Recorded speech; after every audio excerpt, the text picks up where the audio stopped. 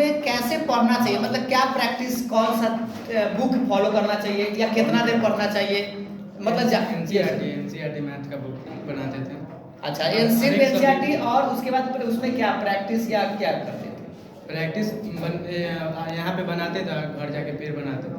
मतलब यहाँ पर भी बनाना है और प्रैक्टिस ज़्यादा करना है, यानी कि सबसे बड़ा बात है कि आप जितना ज़्यादा प्रैक्टिस करिएगा उतना ही नंबर आपको ज़्यादा मिलेगा।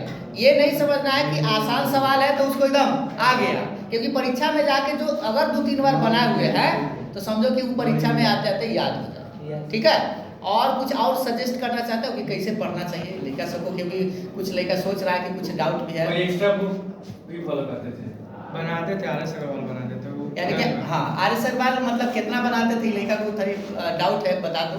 वो कभी कभी का मतलब एनसीईआरटी से नहीं संतुष्ट हुए तो वो बना लेते थे, यानी कि कुछ ना कुछ ये अभी एक्स्ट्रा भी आर.एस. अग्रवाल हो या केसी सिन्हा हो, थोड़ा थोड़ा बनाता था। और तुम लोगों को भी कुछ पूछना है कि क्या कैसे पढ़ा जाए, तो अभी पूछ लो, क्योंकि इसके एनसीईआरटी और क्वेश्चन बैंक से 90+ स्कोर हो सकता है। हाँ, प्रैक्टिस बहुत की। प्रैक्टिस का मतलब सबसे एक के लाइन में याद रखना, प्रैक्टिस का क्या मतलब होता है तुम सब लोग जानता है। प्रैक्टिस का मतलब है कि क्वेश्चन अपने से बनाना, और जब अपने से बनाना सीख जाएगा तो समझ लो कि तुमसे कैसनो सवाल पूछेगा तो वो अपना मन से घरे से सवाल थोड़े ना ले आएगा, रहेगा तो किताबे का बनाने का जो प्रोसेस है वही रहेगा। सिर्फ और सिर्फ मैथ्स है तो मैथ्स में क्या करेगा, अंक बदल देगा। इसीलिए आपको डरना नहीं है, बस प्रैक्टिस करना है। और तुम लोग और कोई तरह का डाउट, आप क्या गलती की कि आप 100 में 100 आप नहीं ला पाए, मतलब कहाँ पे मिस्टेक हो गया कि 100 नहीं पहुंच पाया, 96 पर रह गया, मतलब कोई क्वेश्चन या ग्राफ में गलत हो गया होगा, ग्राफ मतलब कि ठीक से ग्राफ नहीं बना पाया। अच्छा, वहां पे जो ग्राफ खींचा है जो ठीक से नहीं बना पाए। अब हम तुम लोगों को बताते हैं कि ग्राफ जो है ना इस बार आपको छूना ही नहीं चाहिए, इसलिए क्योंकि 8 गो सवाल पूछा जाता है, जैसा कि सब लोगों को पता है।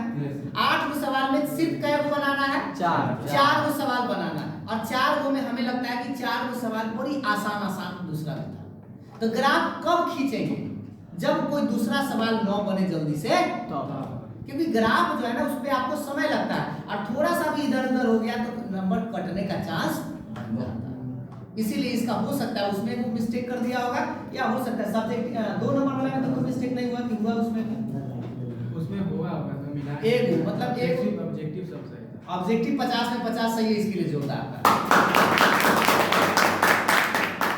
सब समझ सकता है। 50 में ऑब्जेक्टिव कितनों पढ़े में तेज है या कोई है, एक आध मिस्टेक तो हो ही जाता है। तो आपको इधर भराना नहीं है, क्योंकि 100 में 100 लाना है तो 50 में 50 पहले ऑब्जेक्टिव को सही करना है, क्योंकि सब्जेक्टिव तो आप बनाइएगा ना, लेकिन ऑब्जेक्टिव में आप गलती कर दीजिएगा तो क्या कोई उपाय है दूसरा बात, कोई दूसरा बात उपाय नहीं है। तो इसीलिए कहने का मतलब है कि आप जितना ज्यादा प्रैक्टिस करिएगा अगले साल इसी पोजीशन पर आप रहिएगा, और आपके सामने में कोई और नहीं, तो आपको भी उतना ही खुशी मिलेगा जितना कि इसको, और तुम लोगों को भी खुशी मिल रहा होगा कि यहाँ पर आने का सौभाग्य प्राप्त होता है। इसके लिए एक बार जोरदार ताली।